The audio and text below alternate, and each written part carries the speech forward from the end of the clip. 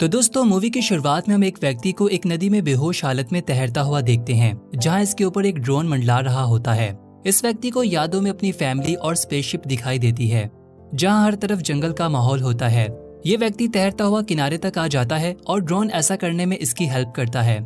इसके बाद ड्रोन इसको स्कैन करता है और इसे बताता है कि इसका नाम इज़रा है।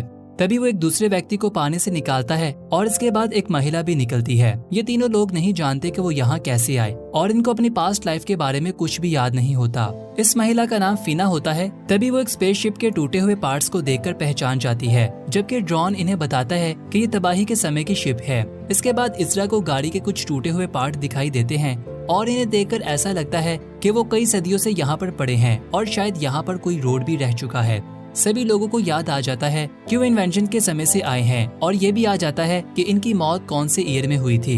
इब्राहिम बताता है कि जब वो मरा तो इसकी उम्र 67 थी, लेकिन फिर भी वो 25 साल का जवान दिखता है। ड्रोन इन्हें बताता है कि इन्हें दोबारा से जीवन दिया गया है और इन सब की यादें डिफरेंट है क्योंकि इनको डिफरेंट टाइम से यहाँ पर लाया गया है। ड्रोन इन्हें बताता है कि 400 साल पहले एलियंस ने जमीन पर हमला किया था, जिसके द्वारा सभी लोग मारे गए थे और मानव जाति को बचाने के लिए पानी में रहने वाले क्रिएचर्स, जिन्हें स्पार्कल्स कहा जाता है, इन्होंने इन्हें संभाल कर रखा और फिर से जिंदा किया और इनका मकसद मानव जाति को फिर से शुरू करना है और इन्हें बचाना है। इसके बाद ड्रोन इज़रा को ऑर्डर देता है कि वो स्पार्कल्स को कलेक्ट करे। सभी लोग अपने सामान को इकट्ठा करके ये सोचने लगते हैं कि इन क्रिएचर्स ने हमें ही क्यों जिंदा किया। इसके बाद हम देखते हैं कि इन्हें कुछ जड़ी बूटियां दिखाई देती हैं, जिन्हें वो कलेक्ट कर लेते हैं कि शायद वो इनके खाने के काम आए। इसके बाद वो आगे की ओर बढ़ते हैं, जहां इन लोगों को बहुत ही अजीब तरह की हेलोग्राफिक्स बनी हुई दिखाई देती है। इब्राहिम इन्हें टच करता है और जैसे ही वो हाथ लगाता है तो वो ग्लो करने लगती हैं और इसके बाद इब्राहिम झटके से जमीन पर गिर जाता है और वो बताता है कि इसने सब देख लिया।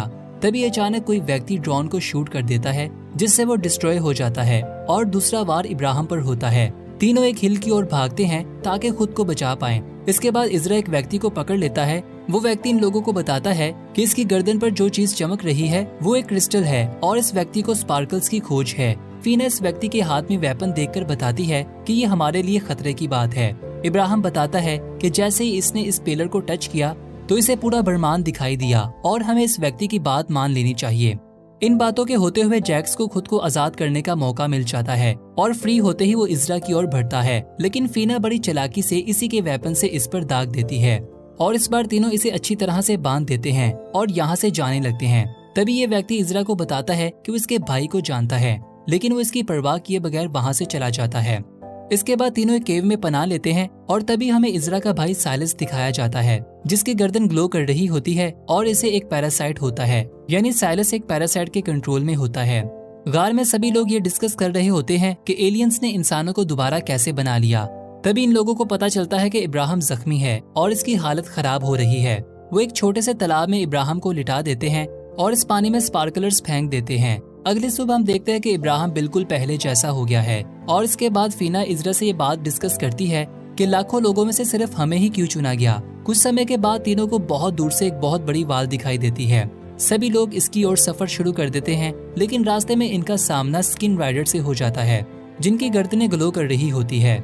इज़रा इनका मुकाबला करता है, जबकि इब्राहिम और फीना इस दीवार की ओर बढ़ते हैं। इसी समय इज़रा इन लोगों के साथ अपने भाई को देखता है। दूसरी ओर इब्राहिम और फीना इस दीवार को नॉक करने लगते हैं। ठीक समय पर दरवाजा खुल जाता है और इसमें से एक पीले रंग का ड्रोन बाहर निकलता है, जो स्किन राइडर्स को कंट्रोल कर लेता है और तेजी से इज़रा की ओर फ्लाई करता है और इसे हवा में उड़ाकर अंदर ले आता है, जहाँ पर कोई भी व्यक्ति नहीं होता। काफी सारे सवालों का जवाब देने के बाद ड्रोन इन्हें आगे का रास्ता दिखाता है, जहाँ पर सभी लोगों को बहुत सी ग्रेव्स दिखाई देती हैं और ये सेटलर्स की कब्रें होती हैं जो इस जगह को कंट्रोल किया करते थे।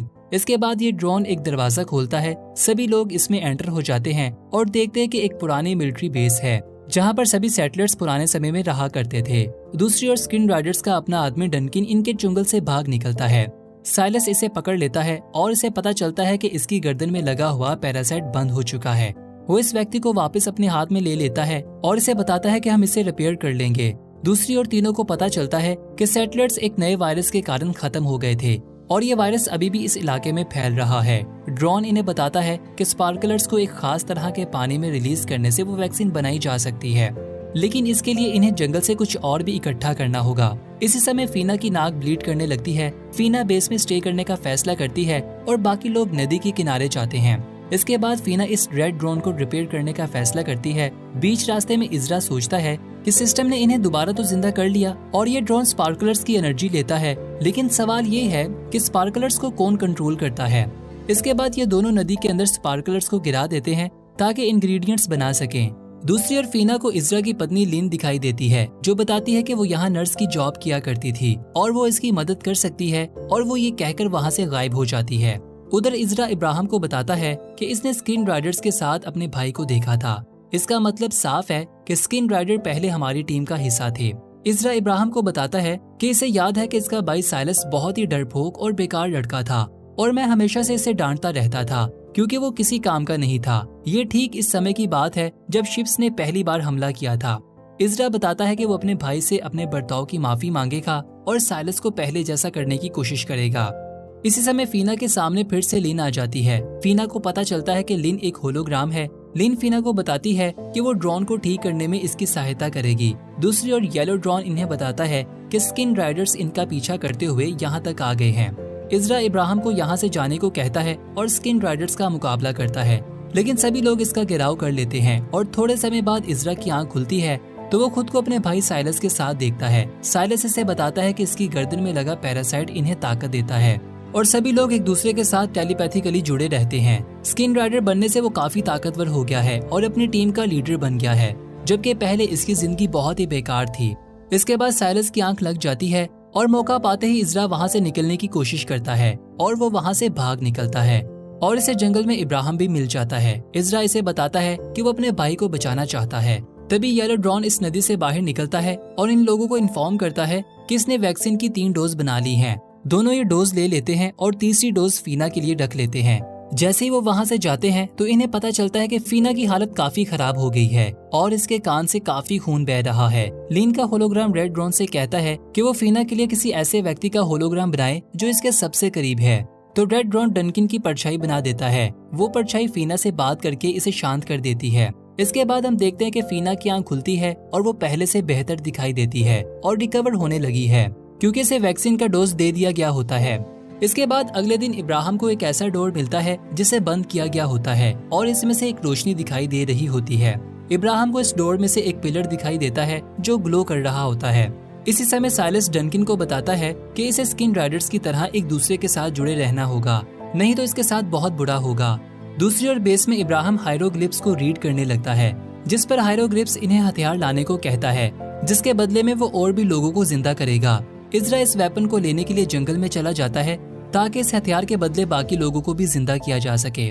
साइलस डनकिन को जंगल में ले आता है जहां जैक्स के साथ इसका मुकाबला करवाया जाता है, लेकिन हैरानगी की बात ये होती है कि डनकिन जैक्स को हरा देता है। साइलस बताता है कि इसकी थ्योरी सही साबित हो गई है क्योंकि इसे लगता है कि इंसान स्किन राइडर से ज्यादा तेज है, जिसका मतलब ये होता है कि चाहे जो कुछ भी हो जाए लड़ाई में हमेशा इंसान ही जीतेंगे।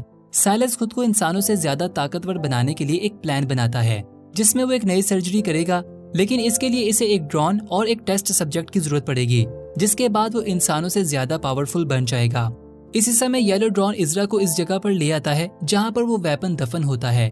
इजरा वेपन को निकालने लगता है, लेकिन स्किन राइडर्स को इसके बारे में पता चल जाता है। दूसरी ओर इब्राहिम को इस पिलर पर बने निशानों को रीड करना आ जाता है, लेकिन वो किस बात की तरफ इशारा कर रहे हैं ये समझना थोड़ा मुश्किल होता है क्योंकि इनके लिए ये बहुत ही पुरानी लैंग्वेज होती है। दूसरी ओर जंगल में जैसे ही इजरा को वो वेपन मिलता है तभी स्किन राइडर्स वहाँ पर आ जाते हैं और इससे वेपन को छीन लेते हैं, लेकिन हैरानगी की बात ये होती है कि वो वेपन एक्टिवेट हो जाता है और स्किन राइडर्स की जान ले लेता है। मौका पाते ही इजरा इस वेपन को वहाँ से लेकर भाग निकलता है और दूसरी ओर फीना रेड ड्रोन से कहती है कि वो डनकिन को फिर से पहले जैसा बना दे, यानी वो अपने बॉयफ्रेंड को वापस पाना चाहती है। फिर हम देखते हैं कि इजरा इस वेपन को बेस तक ले आता है, लेकिन सभी लोग वेपन देने से पहले ये जानना चाहते हैं कि इन ड्रोन्स को आखिर कौन ऑपरेट कर रहा है, क्योंकि इन्हें लगता है कि इन्हें वेपन दे देने से बहुत सी मासूम जाने जा सकती हैं। ड्रोन इजरा से वादा करता है कि इसकी सारी फैमिली को दोबारा से जिंदा कर देगा, लेकिन इसके लिए शर्त ये है कि इन लोगों को हर बात मानना पड़ेगी। इजरा के पास इसके अलावा कोई और चॉइस नहीं होती, इसलिए वो इसका ऑर्डर मान लेता है। इसके बाद रात के समय हम देखते हैं कि फीना इस ऑब्लिस्क के सामने बैठी होती है। इजरा फीना से बात करता है और वो दोनों ही अपने खोए हुए परिवार को वापस पाने की इच्छा रखते हैं। और वो ये बात भी नोटिस करते हैं कि वेपन भी एक्टिवेट हो चुका है और ग्लो भी करने लगा है। कुछ समय के बाद इस पिलर पर फिर से नई इंस्ट्रक्शन सामने आने लगती हैं, जिसे पढ़कर इब्राहिम बताता है कि इन नदी के पास जाकर दोबारा जिंदा किए गए नए लोगों को कलेक्ट करना है। लेकिन बदकिस्मती से स्किन राइडर्स भी इन्हें देख लेते हैं और नदी की ओर जाते हुए इनका पीछा करते हैं। दूसरी ओर येलो ड्रोन इनको बताता है कि इंसान की गर्दन पर बना हुआ वो स्ट्रक्चर क्रिस्टलाइन से बना है, जो कि इनके ब्रेन को कंट्रोल करता है, और जो वेपन वो जंगल से ढूंढ कर लाए हैं वो इन पैरासाइट्स को नष्ट कर देता है। जब स्किन राइडर मरता है तो इसकी मेमोरी को क्रिस्टल में सेव कर लिया जाता है, ताकि इसके आने वाले लोगों के लिए इसे सेफ रखा जा सके।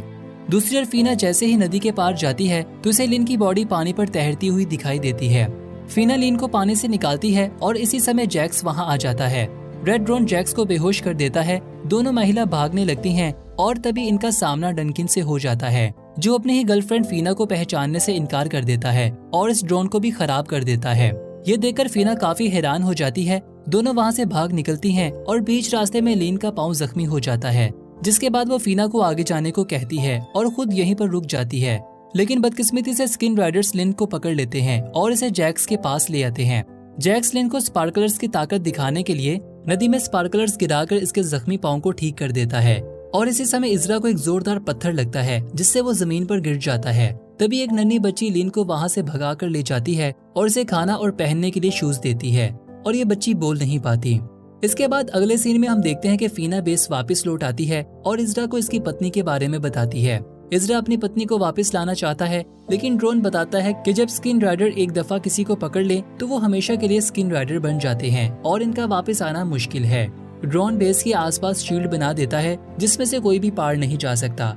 जैक्स को नन्ही लड़की का घर मिल जाता है, लेकिन वहाँ पर कोई भी नहीं होता, क्योंकि वो पहले ही लिन को वापस ले जा चुकी होती है और वो दोनों जंगल में छुपे होते हैं। उधर बेस में इजरा ड्रोन के द्वारा लगाए गए इस शील्ड को तोड़ने की कोशिश करता है ताकि बाहर जाकर लिन को बचा सके, पर फीना बताती है कि इसने डनकिन को देखा था, जो कि इसे जरा भी नहीं पहचान रहा था, तो शायद लिन भी बिल्कुल वैसे ही हो जाएगी।